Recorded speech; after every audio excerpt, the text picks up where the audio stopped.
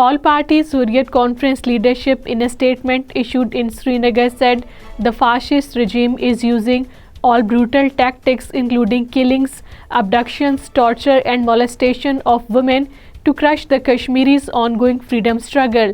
The leadership warned the international community that the Indian government's Hindutva agenda poses a great threat to peace in South Asia as well as in the world. Hundreds of teachers staged a protest in Jammu against the anti-employees policies of the Indian government.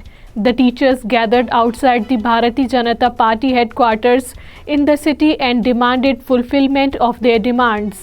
An Indian paramilitary vehicle crushed to death a motorcyclist in Hamhama area of the Badgam district. 4 members of a family were found dead under mysterious circumstances at their house in the Balhot area of Ramban district. The family members were taken to hospital where they were declared brought dead. Congress General Secretary Jai Ram Ramesh, addressing a press conference in Islamabad, said that an undeclared emergency prevails in India and an attempt is being made to make the judiciary part of the Modi's Prime Minister office.